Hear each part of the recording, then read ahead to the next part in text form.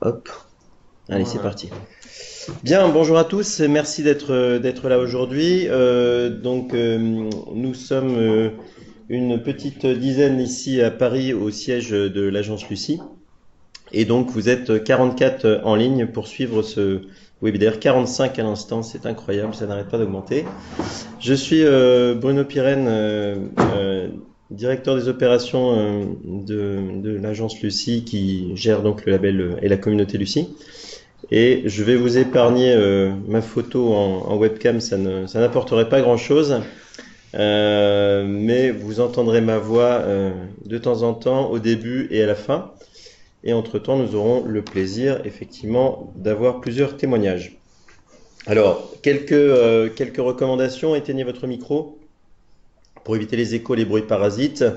Vous avez la possibilité de dialoguer avec nous avec le chat qui se trouve normalement sur votre gauche, à gauche de votre écran. Et sinon, vous avez une petite info bulle en bas à gauche qui vous permet de faire apparaître ce chat. Et donc, vous pourrez, sur le nouveau site labellucie.com, retrouver cette présentation et son enregistrement assez rapidement, je pense, dans la journée ou au plus tard lundi. Voilà, donc le déroulé de ce séminaire, je vous dirai quelques mots en introduction. On va vous parler 3 minutes de Lucie pour les gens qui ne connaîtraient pas bien ce qu'il y a derrière Lucie. Et puis nous aurons la chance d'avoir le retour d'expérience de 3 organisations labellisées Lucie, Infotrafic, Belém et l'ESAT Parade Rouet, sur ce thème du jour qui est donc comment maintenir la flamme de la RSE. Alors, quelques mots sur Lucie pour les gens qui assisteraient à ce webinaire et qui ne connaîtraient pas encore Lucie. Donc Lucie est une structure qui est née il y a 10 ans de la volonté de Qualité France Association, d'une association loi 1901, de créer un label d'entreprise engagée en matière de développement durable. Qualité France Association a également créé le label rouge ou le label AB, qui sont aujourd'hui les 2 labels les plus connus des Français. Et l'idée était de créer un label rouge des entreprises engagées en matière de développement durable. C'est un label d'engagement et non pas d'excellence. Donc on peut être labellisé Lucie sans être excellent RSE, mais par contre on ne peut pas être labellisé Lucie sans être en démarche de progrès permanente en RSE. C'est un label basé sur l'ISO 26000 et qui quelque part se substitue un peu à une certification ISO 26000 qui n'existe pas, puisqu'il va attester de l'engagement d'une organisation en matière de RSE, donc qui est l'application aux entreprises des principes du développement durable. Donc aujourd'hui nous avons 10 ans. Il y a 200 membres dans la communauté Lucie, il y en avait 10 en 2009. Nous travaillons avec Vigeo, Eris et Bureau Veritas comme partenaires évaluateurs. Il y a également un comité de labellisation indépendant constitué de personnalités qualifiées en RSE, il y en a plus de 30 aujourd'hui. Et l'écosystème Lucie, comprenant, au-delà de l'équipe Lucie, le comité de labellisation, les évaluateurs, Bureau Veritas et Vigeo, mais également une soixantaine de consultants, représente plus de 100 spécialistes RSE impliqués. Lucie, je vais vous parler un peu des différentes démarches dans un instant, mais c'est vraiment des démarches, un label et une communauté qui ont été conçues et imaginées par des PME pour à la base des PME, des TPE, même si on a, vous le verrez, quelques grandes structures qui sont labellisées ou en cours de labellisation. Et l'idée, c'était vraiment d'être simple et concret pour passer d'une perception de la RSE parfois vue comme quelque chose de technique, compliqué, contraignant, coûteux, à une expérience de la RSE par la mise en œuvre terrain d'une évaluation puis d'un plan d'action, une expérience de la RSE vécue comme utile et rentable. Donc on est des transformateurs, des catalyseurs de bonnes intentions pour passer effectivement d'une volonté de faire à une expérience réussie en la matière. Alors, ceux d'entre vous qui sont ici dans la salle ou devant leur écran connaissent peut-être Lucie par le label. C'est aujourd'hui effectivement le label de référence RSE en France et quelque part même en Europe, puisque Il n'y a que 2 pays en Europe qui ont un label RSE sur l'ensemble des thématiques et de portée nationale. C'est la France avec Lucie et le Luxembourg avec le label ESR, qui est notre partenaire également, avec des débuts de labellisation croisés depuis l'année dernière. Et c'est aussi la plus grande communauté d'acteurs économiques profondément engagés en RSE dans le temps. Cependant, le label étant quand même une démarche, la labellisation étant une démarche exigeante, nous avons créé un parcours qui permet à des entreprises qui ne seraient pas encore prêtes à aller jusqu'à la labellisation de s'engager quand même et de progresser en matière de RSE selon la norme ISO 26000 et avec la possibilité, si elles le souhaitent par la suite, de se faire labelliser.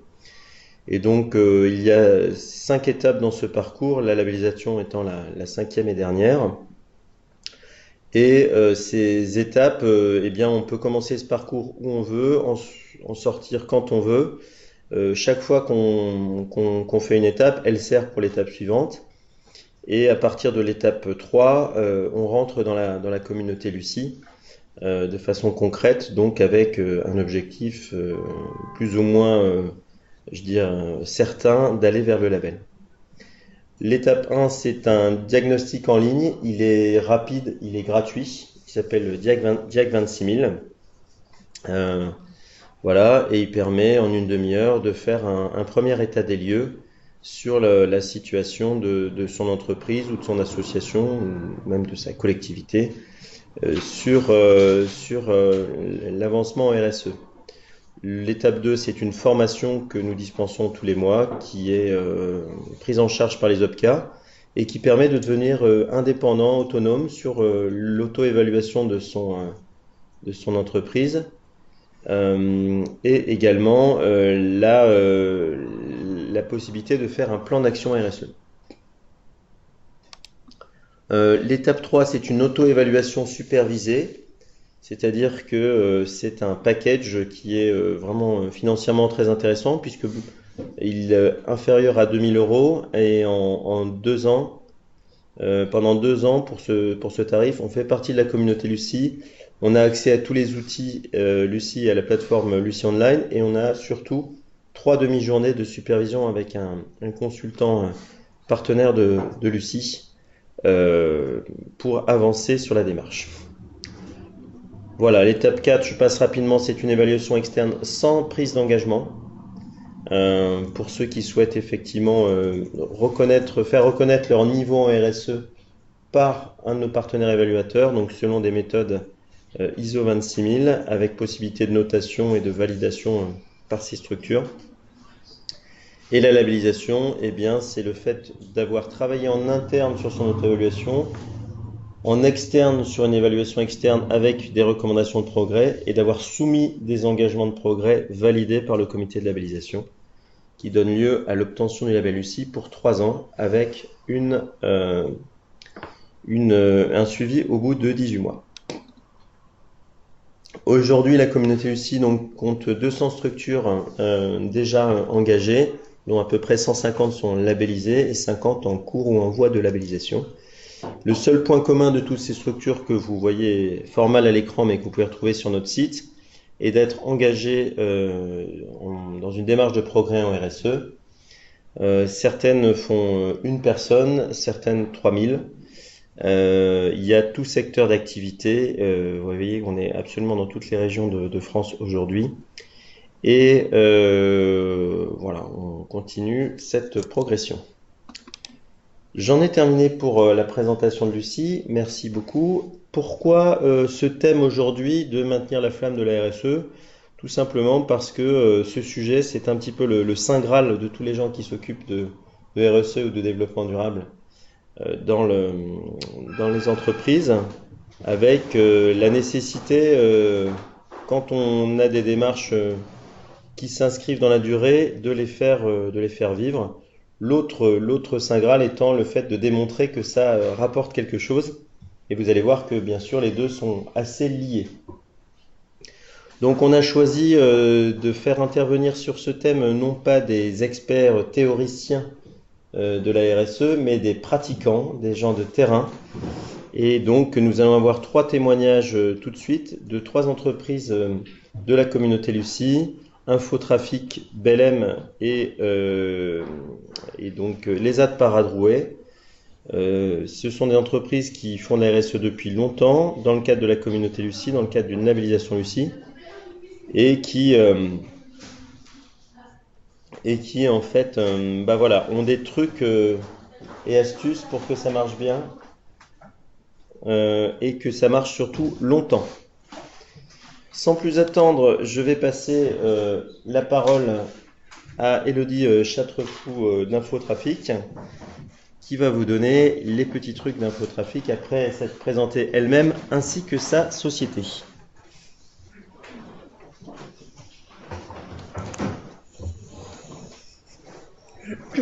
Eh bien, bonjour à tous.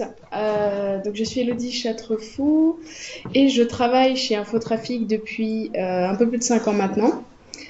J'ai une double mission dans cette entreprise. La première qui est comptable, car c'est mon métier principal, et la deuxième qui nous intéresse ici concerne le pilotage des engagements Lucie.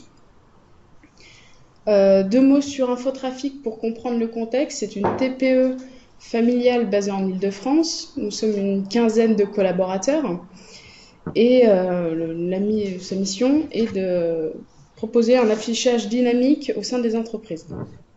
Donc, pour ma présentation, je vais d'abord vous exposer comment notre démarche RSE s'articule et dans un second temps, les différents freins qu'on a pu observer en cours de labellisation et surtout les solutions qu'on a proposées et mises en place pour pallier un peu à ces freins. Donc au niveau de notre démarche RSE, les engagements de Lucie s'articulent au travers de ce qu'on appelle le tableau Lucie en stand-up meeting. Il s'agit d'un support et d'un processus. Vous pouvez voir sur la photo de gauche le support qui représente le tableau Lucie. C'est un tableau reprenant les engagements sous la forme de post-it que l'on range d'une part sous colonnes qui représentent les domaines d'action Lucie et en ligne les statuts des engagements, c'est-à-dire à faire, en cours, validé et à valider.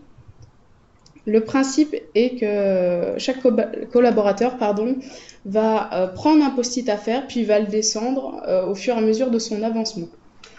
À côté de ça, on a le processus qui est le stand-up meeting. Il s'agit d'une courte réunion de 15 minutes devant le tableau. C'est-à-dire que tous les mercredis, en fait, à 11h30, on va pendant 15 minutes se passer un ballon à tour de rôle pendant 1 minute chacun à peu près pour dire finalement moi cette semaine j'ai avancé, j'ai pu terminer mon post-it. Je rebondis sur une question: à quoi sert le code couleur des post-it? Il s'agit en fait d'abord le degré d'importance de l'engagement par rapport à la liste d'engagement Lucie qu'on a pu envoyer. Et après, ça va être assez technique. Je vous proposerai plutôt, si vous avez le temps après, d'aller sur le site infotrafic.fr, la rubrique RSE. Il y a une vidéo animée de ce stand-up pour comprendre un peu les post-it jaunes, notamment, qui sont les principaux post-it. Donc, cette démarche nous permet vraiment de mobiliser tout le monde, car tous les collaborateurs participent. Effectivement, tous les collaborateurs présents et de manière générale participent à un contenu. Je prends toujours l'exemple du livret d'accueil. On est une petite société. Un des premiers défis était de formaliser les choses. Donc un des premiers post-it qu'on peut voir, qui n'est plus visible maintenant, c'était d'élaborer un livret d'accueil. D'autre part, ce tableau permet de favoriser le travail d'équipe, car beaucoup de post-it sont faits en binôme. Ça crée une vraie dynamique par rapport au déjà le lancer du ballon pour se donner la parole, un petit côté jeu, et puis c'est un tableau physique avec des post-it, donc chaque collaborateur a une action véritablement physique à faire. Voilà pour cette démarche. Donc au niveau du maintien. Donc c'est notre 4e année de labellisation. Il y a eu des freins. Les 2 principaux, je dirais que c'est... Alors le premier, au bout de 18 mois de labellisation, donc 1 an et demi, il y a un phénomène qui arrive à beaucoup de personnes, je pense, c'est la baisse de motivation, la baisse de disponibilité des collaborateurs et surtout l'arrivée de la fameuse phrase « j'ai pas le temps de faire du Lucie ». C'est un peu des phases de creux. Et deuxième frein, c'est finalement, c'est né, on l'a remarqué au travers d'un questionnaire qu'on a envoyé à nos collaborateurs pour avoir un retour sur ce tableau. Et c'était que finalement, les préoccupations de chacun n'étaient pas intégrées dans les engagements Lucie. Du coup, on a imaginé un certain nombre de solutions. La première, très très importante, est la division maximale des tâches. J'entends par là, je vais reprendre l'exemple du livret d'accueil. Au démarrage, on avait juste un post-it, établir le livret d'accueil. Et bien finalement, on a subdivisé ce post-it en une quinzaine de sous-post-it. Par exemple, établir le sommaire, établir l'introduction, etc., etc. Ce qui nous donnait des tout petits post-it. Et dans l'idée de faire, finalement, on fait de la RSE de manière récurrente, mais un petit peu chaque semaine. Ce qui a permis à tous ceux qui disaient j'ai pas le temps, si, on a tous 5 minutes avant le stand-up meeting pour un peu bosser sur notre post-it. Une autre solution, donc finalement, c'est d'intégrer les préoccupations de métier dans la liste des engagements, et c'est, je pense, l'élément majeur qui a corrigé vraiment ces freins. C'est-à-dire, je vais prendre un autre exemple, un des commerciaux était venu me voir en me disant, voilà, moi j'ai pas le temps de faire du Lucie parce qu'il faut que je remette à jour mes conditions générales de vente. J'ai dit, mais ça, dans un des domaines d'action Lucie, on travaille sur la relation avec les clients, donc pas de souci. En fait, on a rajouté en cours de vie des post-it sur ce tableau par rapport aux préoccupations de chacun. Et là, il y a eu, je dirais, une vraie prise de conscience, et c'est à ce moment-là qu'on a pu intégrer une culture RSE, parce que on a enlevé le côté de non, j'ai mes tâches Lucie d'un côté et mon travail de l'autre. Non, c'est je fais mon travail de manière responsable, et c'est en ça que l'outil Lucie a permis de s'ancrer dans une démarche d'amélioration continue et de culture RSE, bien intégrée, qui était je dirais le grand challenge des 2 premières années.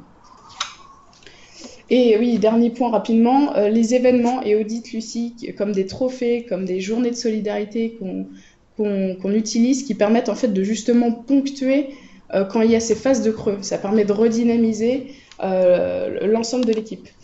Très rapidement, j'ai voulu vous transmettre ce graphique par rapport à la notion de temps.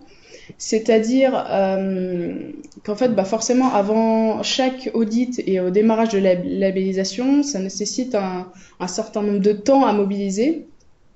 Et l'idée que je veux faire passer sur ce slide, c'est que l'engagement ne diminue jamais. Il se freine par moments ces fameuses périodes de creux. Et c'est justement là que tout ce qui est événement, tout ce qui est trophée va permettre de redynamiser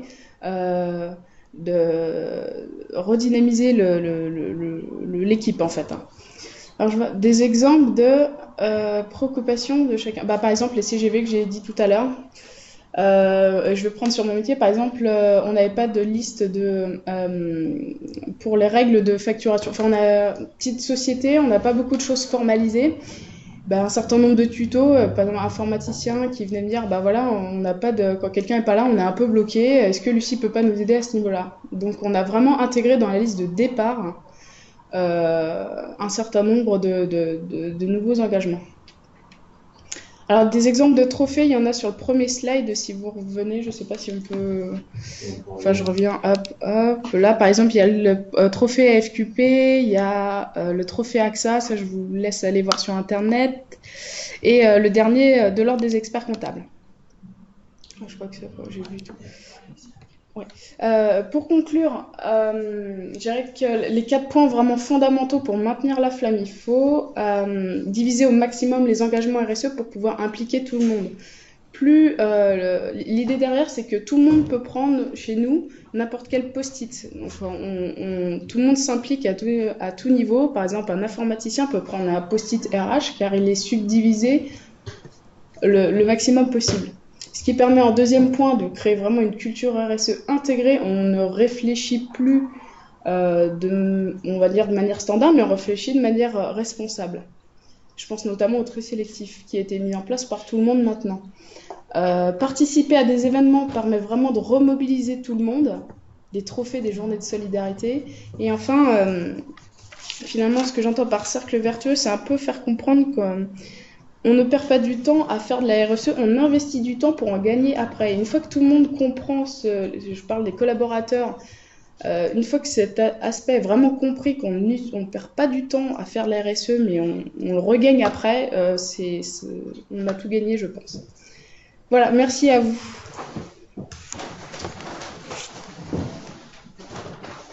Bien, merci beaucoup à Élodie Châtrefou d'Infotrafic pour cette présentation. On va maintenant passer à la présentation de Belém avec son responsable QSE RSE, Sylvain David, qui nous fait le plaisir d'être là. Donc Sylvain, tu peux allumer ton micro, je passerai les diapositives.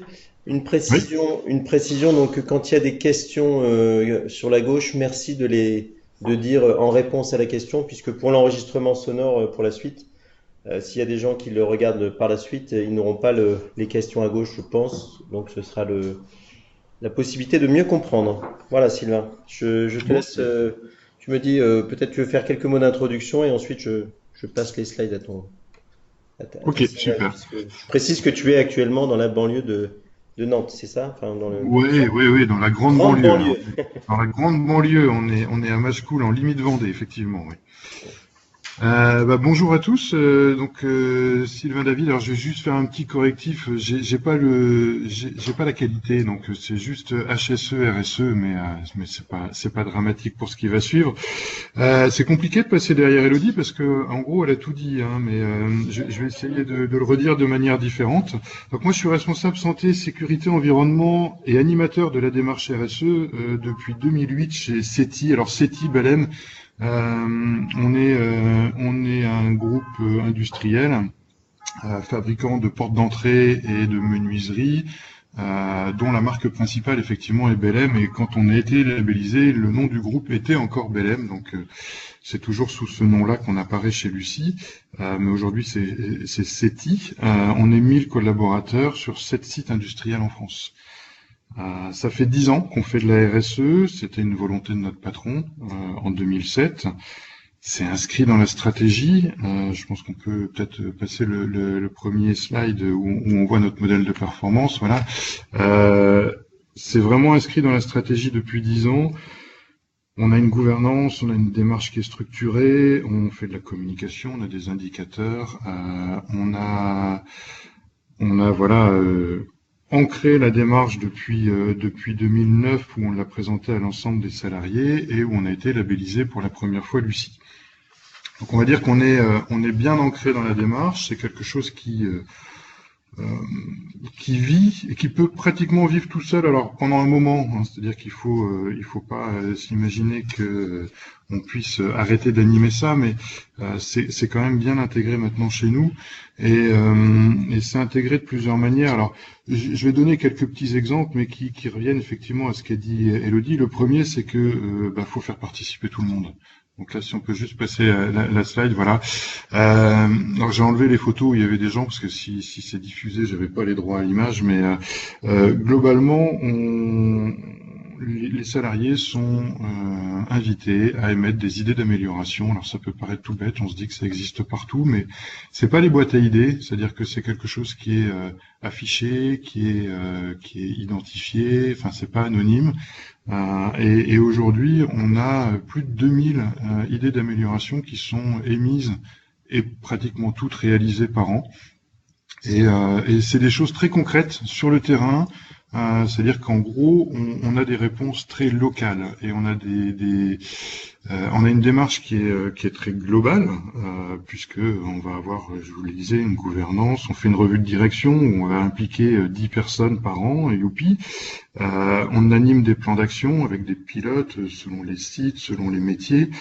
on va toucher encore un petit peu plus de personnes, mais si on veut vraiment toucher personne, tout le monde, il faut que tout le monde puisse participer et voilà. Donc ça c'est plutôt intéressant et c'est une des clés de la réussite. Ça paraît être une évidence, mais le fait d'animer ces idées d'amélioration par un petit challenge. Alors les meilleures idées. Les meilleures idées sont récompensées par une box, voilà, une fois par an. Et ça permet de continuer à faire en sorte que tout le monde soit dedans. Alors juste un petit chiffre avant de répondre à la question, c'est que notre baromètre social l'année dernière nous donnait que 85% des salariés chez nous connaissent notre politique RSE, 84% la partagent et 55% ont changé quelque chose dans leur quotidien. Voilà, donc on se dit que on arrive à emmener les gens par ce biais-là et c'est plutôt sympa.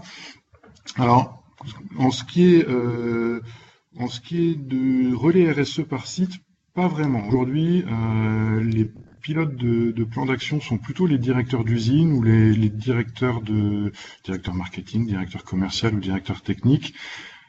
C'est diffusé un petit peu partout, mais on n'a pas un relais identifié en disant on a une personne par usine. On essaye plutôt que ça soit diffus et le plus diffus possible. Bon, voilà, c'est plutôt le choix qu'on a fait. Et moi, je suis pas responsable de la démarche RSE, mais je suis plutôt animateur, voilà, de cette démarche. Une fois qu'on fait participer tout le monde, alors on est des industriels, hein, donc plan d'action structuré, de la gouvernance, des indicateurs. On fait ça vraiment en mode ingénieur, on va dire. Pour nous, ça veut dire que faut être dans le dur. On a commencé avec de l'éco-conception, les analyses de cycle de vie, les achats responsables, les économies d'énergie. Enfin voilà, tout ce qui est vraiment la RSE, on va dire les fondements de la RSE. Tout ça c'est top, mais en même temps ça se voit pas toujours. Et d'être que sérieux, bah ça peut être un petit peu déstabilisant ou en tout cas un peu invisible pour les salariés. Quand on fait de l'éco-conception, une analyse de cycle de vie, on a beau communiquer dessus sur les gens qui sont en atelier de production, c'est pas toujours visible.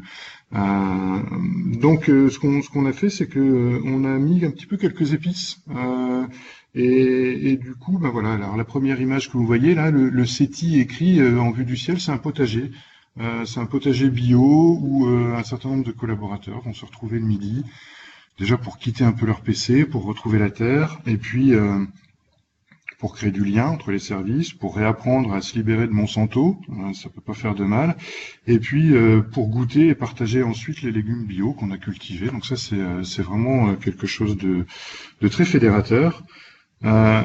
On a aussi mis en place des ruches. Alors, vous voyez, la ruche, elle est un petit peu particulière, mais c'est vraiment un projet global.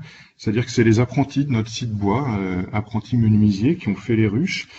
C'est un apiculteur amateur chez nous qui anime et qui partage sa passion avec d'autres salariés qui ont envie d'apprendre. Et puis on partage, on partage le miel, mais on cultive pas du miel, on cultive des abeilles. Ce qui nous intéresse, c'est pas forcément d'avoir du miel. On fait pas de l'apiculture intensive, mais on partage et on communique vis-à-vis de ça. Et ça aussi, c'est fédérateur parce que c'est visible. Et le dernier exemple de choses visibles, auquel moi au départ je croyais pas beaucoup. Je me disais mais attention au syndrome de l'éolienne sur le parking. Pour faire beau sur la plaquette, je me suis toujours méfié de ça. On a mis en place de l'éco-pâturage sur 2 sites. Donc là, vous voyez des ânes, enfin voilà, oui, c'est plutôt les ânes. Il y a des moutons aussi.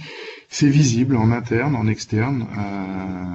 Ça met du fun. On s'arrête le matin pour aller les voir. C'est beaucoup plus impactant que je n'aurais imaginé. Donc, faut pas hésiter, à mettre un petit peu ce que j'appelle des épices.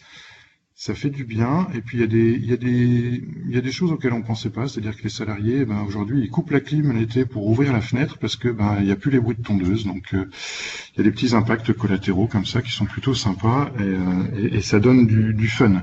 Voilà. Alors aujourd'hui, pour répondre aux questions, l'approche RSE chez CETI, elle est et site et produit les deux, c'est-à-dire que Il n'y a pas d'exclusion, on travaille sur le produit et on travaille sur chacun des sites qui, selon ses problématiques, va mettre en place telle ou telle action. Et puis la gestion du potager, elle est pour l'instant encore animée par quelqu'un d'externe qui est potager professionnel, dont le métier est d'animer des potagers en entreprise, parce qu'au départ, on a besoin d'être accompagné, qu'on nous explique comment ça fonctionne. Et de nous donner des petits trucs et astuces, de nous faire découvrir des produits qu'on connaît pas ou plus. Voilà. Et le but du potager, c'est pas forcément de cuisiner les produits sur place, c'est surtout de les partager. Effectivement, on n'a pas encore de cuisine qui nous permette de les cuisiner, mais voilà. L'idée, c'est que ce potager, on en fasse un vrai espace de vie. On va y mettre cette année des tables de pique-nique. L'idée, c'est que demain, après-demain, dans quelques temps, je ne sais pas, il y ait aussi un espace, pourquoi pas, pour aller faire la sieste, pour aller faire une réunion en plein air, enfin voilà. Donc c'est un petit début, mais qui est prometteur. Et puis la dernière façon dont on peut maintenir la flamme, c'est de s'engager. Quand on est engagé avec Lucie, on prend des engagements à chaque fois qu'on est réaudité et qu'on est relabellisé. Et un des engagements qu'on a pris, par exemple, début 2016, était d'accompagner les démarches de changement et de les déployer à tous les projets majeurs. On avait quelques embryons d'accompagnement au changement. Et on est dans un monde qui, nous, est complexe. Il y a 10 ans, quand on a commencé à faire de la RSE, c'était facile. On fabriquait des portes d'entrée et on s'appelait Belém. Aujourd'hui, on s'appelle SETI, on fabrique des portes d'entrée, des fenêtres, des panneaux photovoltaïques. On a plusieurs marques commerciales, plusieurs sites de production. C'est pas toujours évident, ça bouge vite. Il y a la digitalisation, il y a plein de choses qui arrivent. Et les problématiques de santé au travail sont pas tout à fait les mêmes aujourd'hui qu'elles l'étaient il y a 10 ans. Et donc on a créé, alors j'ai la chance de pouvoir le faire, toute une partie accompagnement des organisations qui nous permet, d'accompagner un manager, une équipe, un chef de projet, un collaborateur, et on peut faire des animations, des groupes de travail, des séminaires d'équipe. On clarifie les sujets complexes, les RH qui viennent nous voir en disant on aimerait communiquer sur l'annualisation du temps de travail, c'est pas simple, comment on peut faire, mais on fait de la facilitation graphique, on aide à ce que les messages passent bien. On a des formations, on forme à la culture du changement, le changement et l'individu, ça lui fait quoi quand ça bouge, la culture projet aussi. Et puis on fait des accompagnements individuels parce que aujourd'hui, effectivement, dans un monde qui bouge vite, il y a parfois des collaborateurs qui sont un peu dépassés, un peu en souffrance, qui n'arrivent pas à exprimer ce qu'ils ressentent. Et donc on fait tout ça et en fait grâce à ces accompagnements, on fait de la RSE en la rendant visible.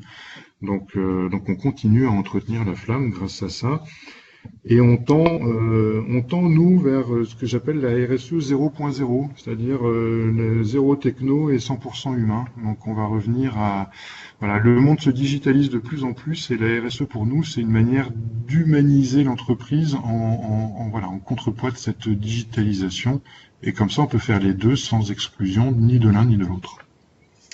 Merci beaucoup Sylvain. Il y a Elodie qui opine du chef ici dans la salle en disant oui, la RSE 0.0 c'est pas mal.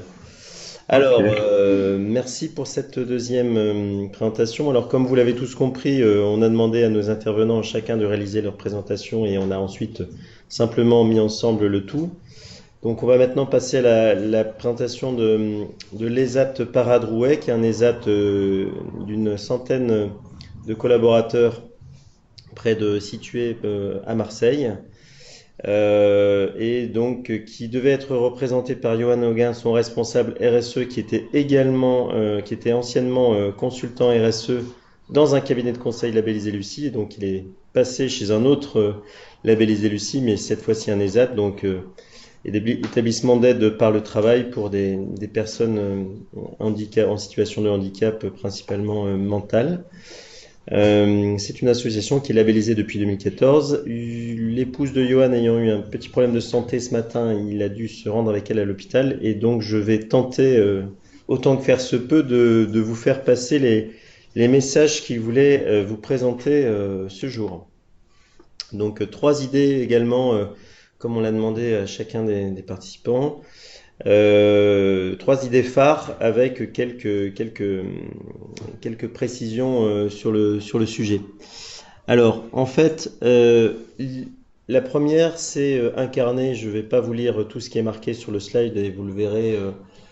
J'espère que vous le voyez bien et de toute façon, vous aurez la présentation après. Mais l'idée, c'est vraiment de dire il faut une double incarnation au moins de la démarche RSE dans l'entreprise, avec du point de vue d'un pilote d'une part et des dirigeants d'autre part.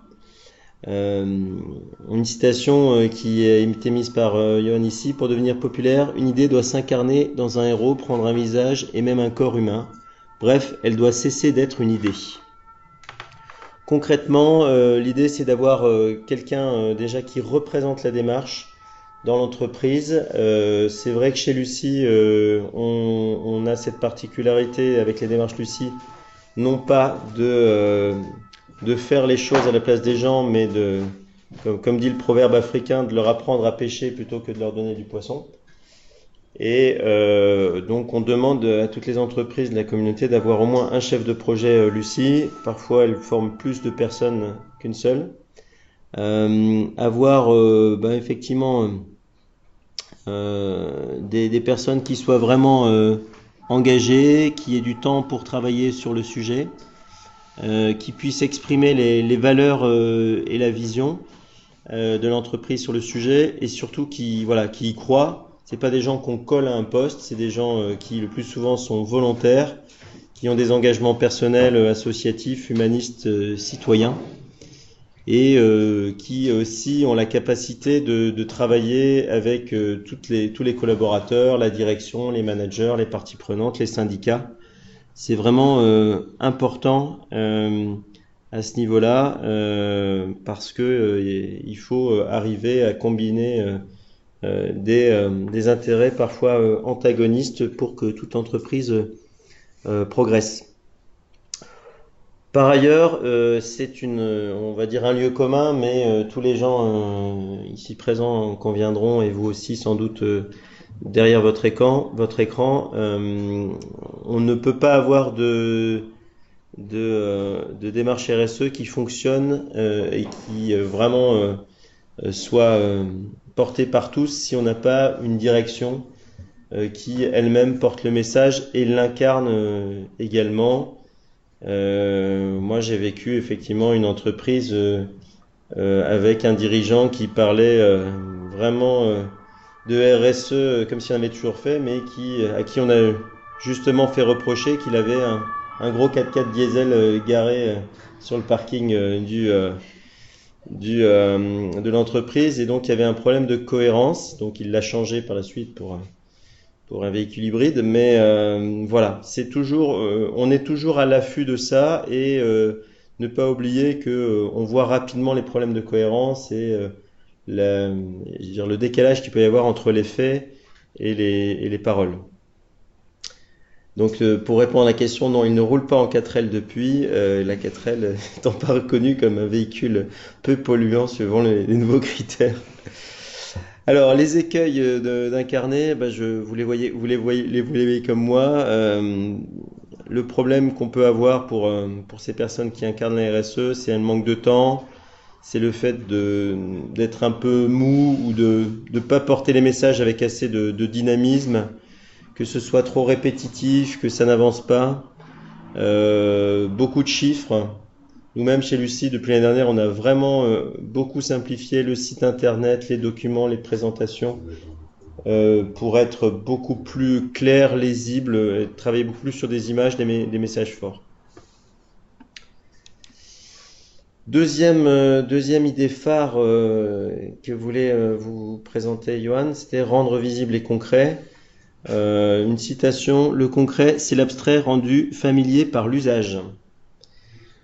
Donc en fait, l'idée c'est vraiment de dire ok, c'est bien d'avoir des rapports RSE, des politiques, des documents, tout un tas de choses, mais en fait, qu'est-ce qu'on fait de façon claire, simple, précise? Les gens ont besoin de savoir pour être impliqués dans une démarche RSE et surtout dans le temps effectivement qu'est-ce qu'ils doivent faire, pourquoi, comment. Ce que disait Elodie tout à l'heure, c'est des petites tâches simples mais qui contribuent, des petites briques qui construisent un grand mur. Des choses qui ne prennent pas trop de temps et que du coup on peut facilement faire. C'est vraiment un point fondamental à retenir aujourd'hui. Et que voilà, il faut que ça fasse partie du quotidien. Donc à ne pas faire de l'entre-soi, rester entre nous, ne pas sourire aux autres, ne pas aller à la rencontre des gens qui pensent différemment, ne pas travailler seul, ne pas rendre les choses accessibles, ça c'est un problème aussi. Toujours ramener les actions à la réalité. Troisième idée qui s'incarne bien dans la communauté Lucie, c'est benchmarker. Benchmarker, ça veut dire se comparer, c'est prendre des idées nouvelles, c'est aussi se remettre en question. Un mot qu'on n'entend pas souvent assez, un terme qui est vraiment pourtant à la base de la RSE. On peut avoir beaucoup d'autosatisfaction dans ce domaine de la RSE, du développement durable. Et nous qui animons beaucoup de réunions de benchmark avec les membres de la communauté Lucie, on peut vous dire dans l'équipe Lucie que souvent les gens repartent de ces réunions de benchmark avec des idées nouvelles, mais aussi avec un peu bouleversés parce que parfois on croit faire bien et puis on voit beaucoup mieux. Alors ça peut être déprimant et en même temps après on se dit mais moi aussi je peux le faire. Et donc ne pas rester seul dans son coin, s'ouvrir aux autres pratiques. C'est aussi l'intérêt d'être dans un réseau et dans une communauté, avec toujours la nécessité d'adapter les idées qu'on voit ailleurs à son propre contexte, puisqu'on ne le répétera jamais assez, il n'y a pas de démarche RSE type, il n'y a pas de bonnes pratiques universelles, et par contre, il y a plein d'idées dont on peut s'inspirer, l'idée étant aussi de donner des idées autant qu'on en prend. J'insisterai sur ce qui a été mis en haut à droite, à ne pas faire. On voit une souris qui tourne dans sa roue et qui bloque sur une même idée. On a, je dirais, plus souvent ce problème avec nous, on le voit plus souvent avec les dirigeants qu'avec les pilotes RSE. Voilà, des dirigeants qui peuvent avoir une marotte ou une idée fixe ou un sujet qui les passionne sur la RSE et qui veulent absolument faire quelque chose, en oubliant que les RSE, c'est aussi travailler en prenant en compte ces parties prenantes, leurs opinions, leurs besoins, pour effectivement répondre à ce besoin-là. C'est pas être centré sur soi. Voilà, pour terminer, et on passera ensuite aux questions, je voudrais vous donner deux idées qui viennent de l'agence, Lucie, de notre retour terrain. Deux idées phares également. Quick win et petits pas, alors ça rejoint pas mal ce qui a été dit précédemment, mais voilà, j'ai essayé de faire quelque chose d'assez simple. Quick win, alors j'ai pas trouvé de schéma en français, mais un quick win c'est quoi? C'est quelque chose qui a beaucoup d'effets avec peu d'efforts. Donc c'est un terme qui vient du management américain, mais en fait c'est de dire quand on démarre une démarche RSE et même quand on la prolonge, après tout, il ne faut jamais oublier ça, c'est-à-dire qu'on peut avoir des grandes ambitions, vouloir faire de grandes choses, mais ça marchera d'autant mieux si on commence par des petites choses. Et donc ça va de pair avec la théorie des petits pas qui s'appelle aussi Kaizen en japonais, hein. Alors vous voyez deux illustrations au milieu et à droite. C'est je fais quelque chose le premier jour qui me permet d'avancer vers le deuxième jour, etc. Et ainsi le chemin se fait. Ou mieux encore la tortue qui fait des tout petits pas mais qui les fait de façon permanente par rapport à de l'innovation de rupture qui sont des grands sauts d'un coup mais qui sont plus difficiles à faire accepter. Et dans les deux cas, on progresse, mais c'est plus facile de progresser de façon continue, et c'est ce qui a été un peu dit par nos précédents intervenants. Un petit exemple personnel, moi j'ai été dans une vie antérieure responsable développement durable dans un site industriel, et ma première fonction a été de changer les boutons des chasses d'eau, ma première action. Donc j'ai été appelé Monsieur WC tout de suite, mais et bizarrement la consommation d'eau a augmenté par la suite. Alors ce qui m'a posé question, mais en me postant devant les toilettes, j'ai entendu que les gens tiraient 2 fois la chasse parce qu'ils voulaient vérifier que le petit bouton envoyait vraiment 2 fois moins d'eau que le grand bouton. Alors on parle de ça, c'était il y a presque 15 ans, le début des chasses à double bouton, mais en fait, les gens ont vérifié ça, donc voilà, mettre du papier recyclé à la place du papier blanc, mettre des gobelets en carton à la place des gobelets en plastique. C'est pas des grandes actions, mais ça permet de donner une culture de base, et puis ça permet ensuite d'attaquer des sujets plus profonds. Deuxième idée phare, partager une RSE positive. Excusez-nous pour les sirènes. C'est-à-dire faire en sorte toujours pour créer cette culture d'entreprise de répéter les messages sous différents formats. C'est un peu le mettre du fun, mettre de l'activité, maintenir une dynamique constante. Voilà.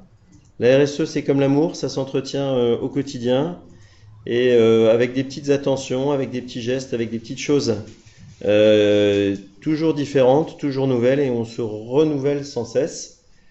Donc je vous ai mis quelques photos qui ne sont que des exemples, mais effectivement faire des événements avec des thèmes de RSE, avoir la recommandation du mois, des petits articles dans la newsletter d'entreprise, participer à des salons comme l'ont fait d'ailleurs Belém et Infotrafic sur le développement durable pour dire effectivement on n'est pas des sociétés qui travaillent dans le développement durable, mais on a des produits, des services qui sont compatibles avec le développement durable, qui vous aident à travailler sur ces sujets. C'est important. Et puis, ça fait développer les arguments sur le sujet.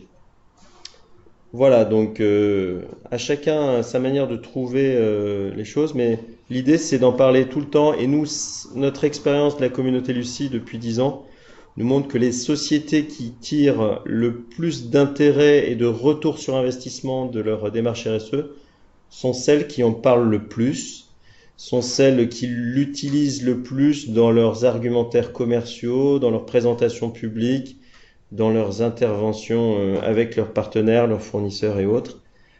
C'est un cercle vertueux. En résumé, et on va passer aux questions, nous vous avons donné dans les trois derniers quarts d'heure 12 pistes d'action. Vous les voyez à l'écran. Je vais les laisser afficher de manière à ce qu'on puisse maintenant prendre des questions pour ceux qui le souhaitent. Sachez que pour ceux qui vont nous quitter, puisqu'il est bientôt 10h30, ce sera en ligne, bien entendu, et si vous souhaitez rester avec nous pour poser des questions, je vous invite à poser des questions soit par le chat pour éviter que tout le monde allume son micro en même temps, et on va donner la parole aux intervenants qui sont là ou à moi-même.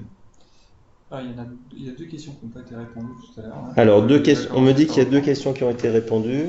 C'était pendant l'intervention d'Infotrafic. Comment mesurez-vous le temps mobilisé? Alors, je vais demander à Elodie de se rapprocher de moi, de venir même avec sa chaise.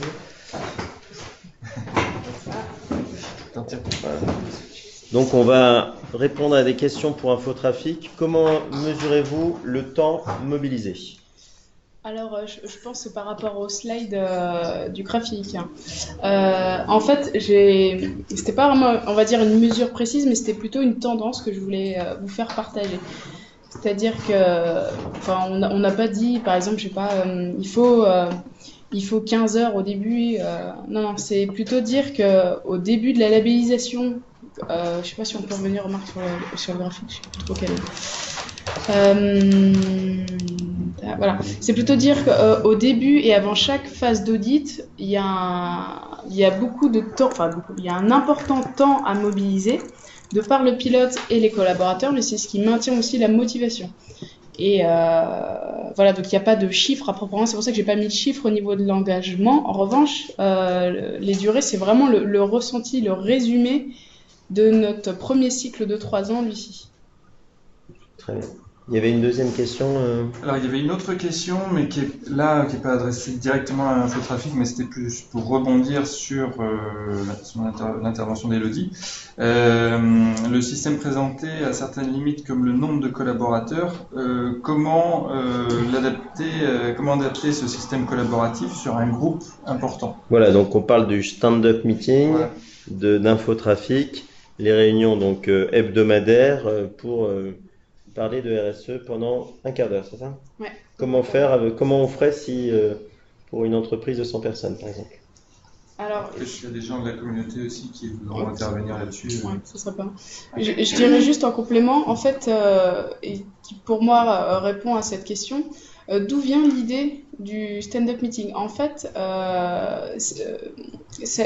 a emprunté le principe d'une société qui crée des logiciels, qui au démarrage est une grande société, alors je n'ai plus le nom, mais où il y a énormément de collaborateurs et en fait par service, par pôle, ils utilisaient ce principe de tableau avec des post-it en stand-up meeting pour exposer un peu l'avancée de la création de logiciels. Donc nous, on s'est approprié cette méthode pour une TPE, mais au démarrage, c'était une grande structure pour la création de son logiciel que cette démarche a été employée.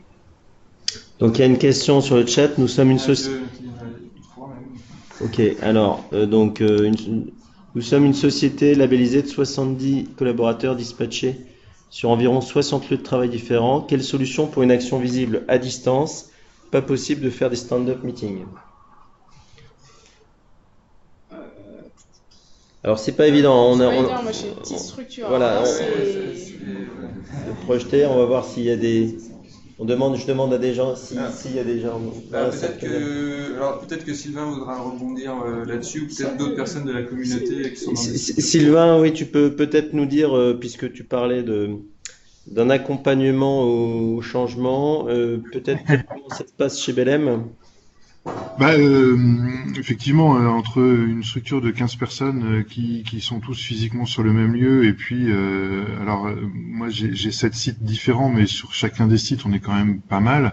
Là, la question est encore autre chose, mais moi aujourd'hui, ce que je dis, c'est qu'on est 48 là à cette heure-ci, participants un petit peu partout en France.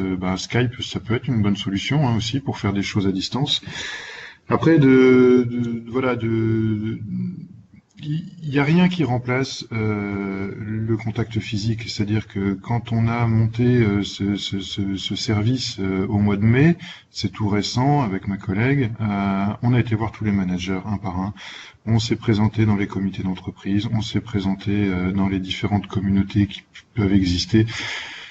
Il faut, Élodie le disait, du temps pour que ça prenne et que ça porte ses fruits. Oui, effectivement, le temps de communication, le temps d'échange et d'aller voir les gens, je pense qu'il y a rien de mieux. Et le stand-up meeting, il répond à ça, c'est-à-dire que les gens sont ensemble. Après, à chaque structure, de trouver l'organisation qui lui va, c'est très compliqué Une des erreurs en RSE, ça serait de vouloir plaquer un modèle sur son organisation. Ça, je pense que c'est pas possible. Il faut que chacun invente le sien. Très bien, merci beaucoup. Il y avait une autre question. Est-ce que vous avez essayé d'autres méthodes qui n'ont par contre pas fonctionné? AS Rato, si vous pouvez préciser à qui s'adresse la question, si c'est possible.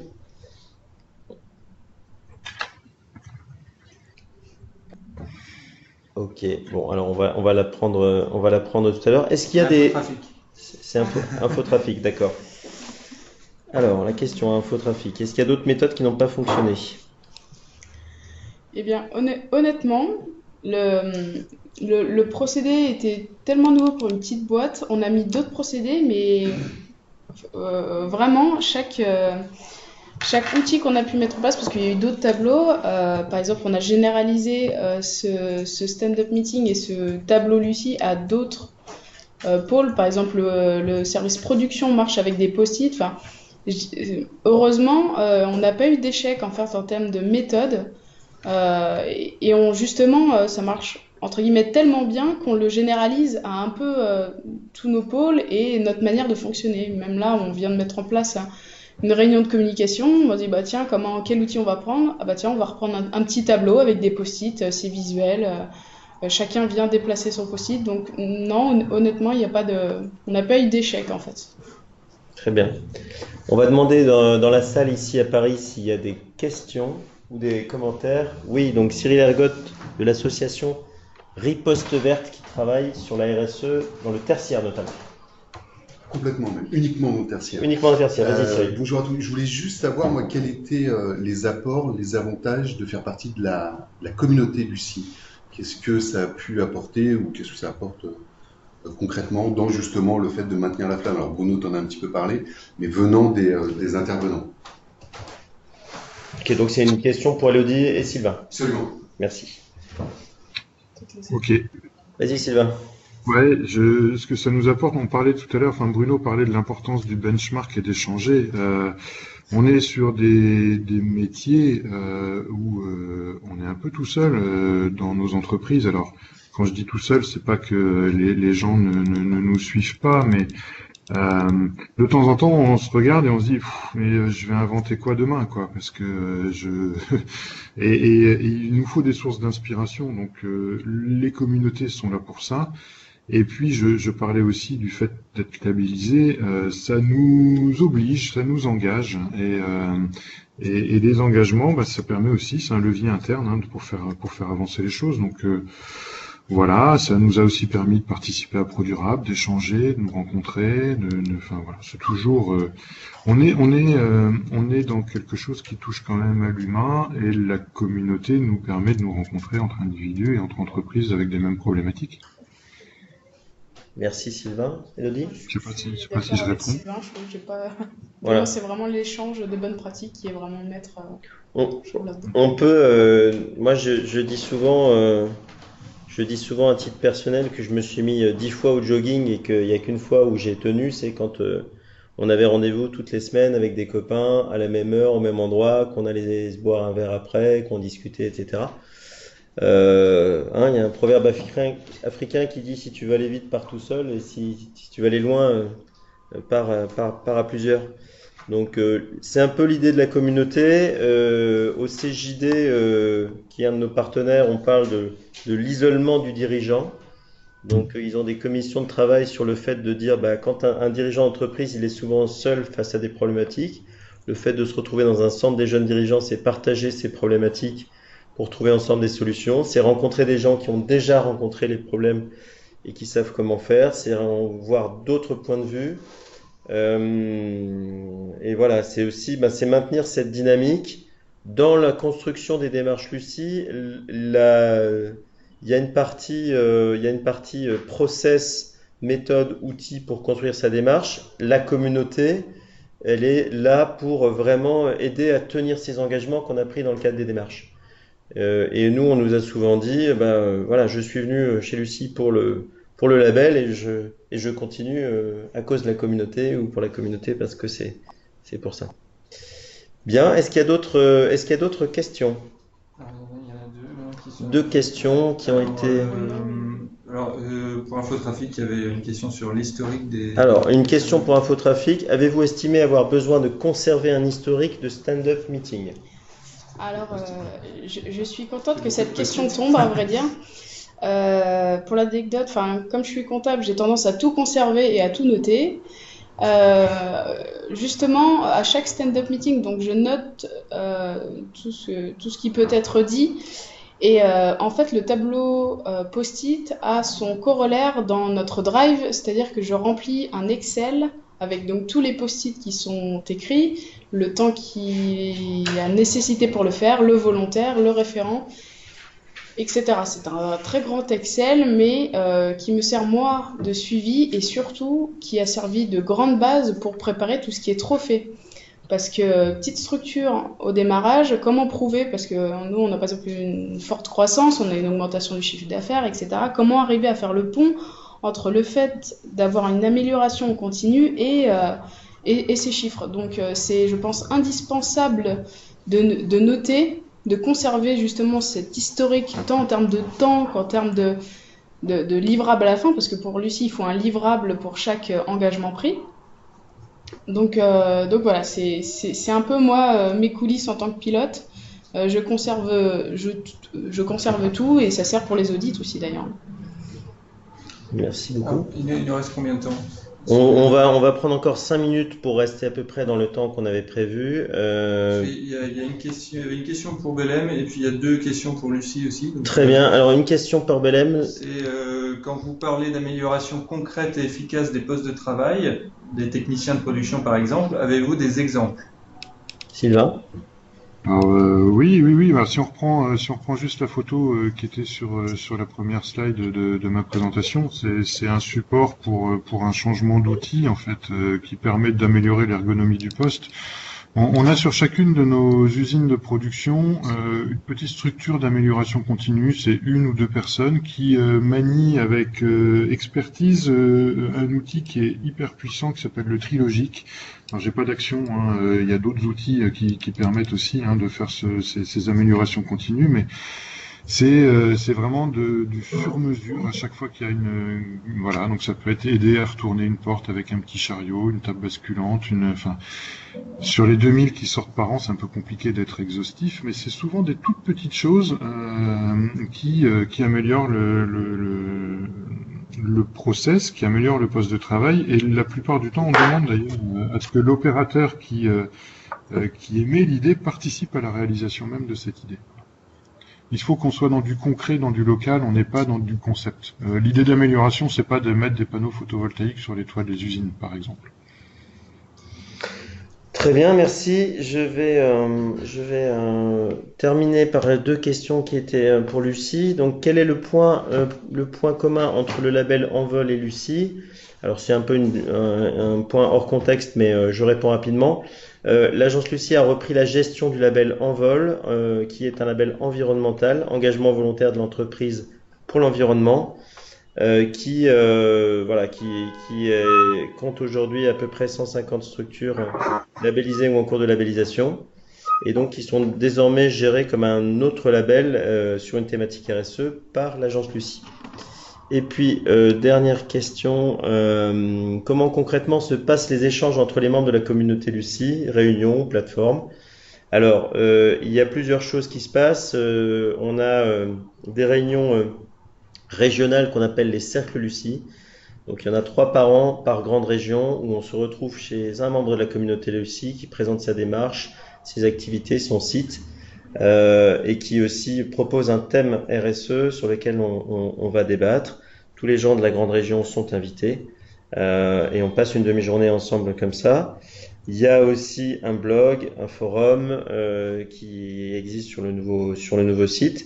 Et puis, une fois par an, il y a la convention Lucie, qui est notre grand-messe annuelle où on retrouve tous les membres de la communauté Lucie, les partenaires, l'équipe Lucie, des invités pour des débats, de l'intelligence collective, des ateliers.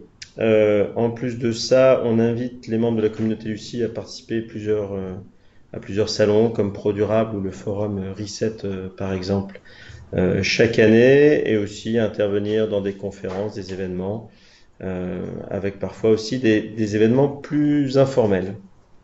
Voilà en gros, vous pouvez trouver pas mal d'informations à ce sujet sur le site labellucie.com. Si vous le souhaitez, il est 10h40, je vous propose de terminer de cette journée, cette matinée par donc des remerciements à nos 2 intervenants, même à nos 3, parce que voilà, c'est grâce à eux qu'on a pu faire cette présentation. Une petite correction, nous dit notre responsable com, il n'y a pas de forum sur le nouveau site Lucie, mais des réseaux sociaux, groupes Facebook et LinkedIn. Voilà, merci à tous. Nous vous souhaitons une excellente journée et puis, ma foi, continuez à maintenir la flamme de la RSE. Au revoir.